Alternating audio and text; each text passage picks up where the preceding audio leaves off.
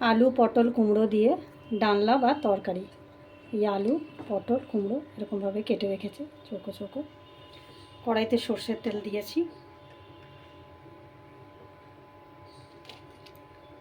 এবার এখানে দেব এই গোটা গরম মশলা, একটু গোটা জিরে, একটা তেজপাতা, একটা শুকনো লঙ্কা ফোড়নে দিলাম।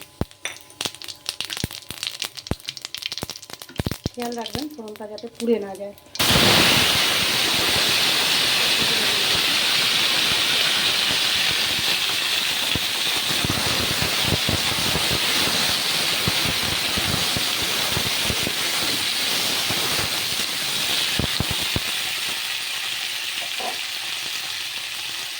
হালকা একটু ভাজা ভাজা হলে এর মধ্যে দেব নুন, হলুদ, লঙ্কার গুঁড়ো, জিরে গুঁড়ো, ধনে গুঁড়ো, একটু চিনি বা বাতাসা।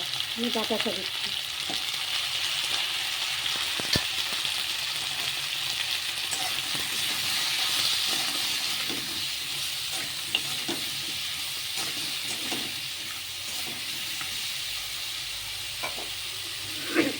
ভেজে নিলাম।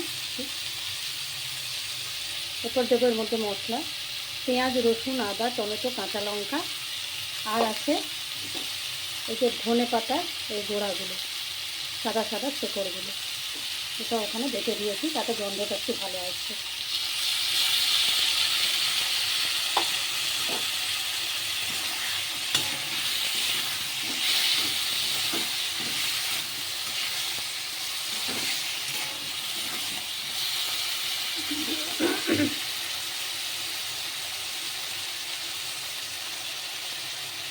দিয়ে দিলাম। এটা এবার ভালো করে একটু কষানো হবে। খুব বেশি ঝোল ঝোল হবে না, জিনিসটা একটু মাখামাখাই হবে। তারপরে এটা হয়ে গেলে, সমস্ত সবজি সেদ্ধ হয়ে গেলে, এর মধ্যে একটু ভাজা মশলা, ধনে জিরে গুঁড়ো, আর ধনে পাতা, আর একটু ঘি ছড়িয়ে পরিবেশন করুন। এটা ভাত, রুটি, লুচি, পরোটা সব কিছুর সাথে খেতে পারেন। Thank you for watching.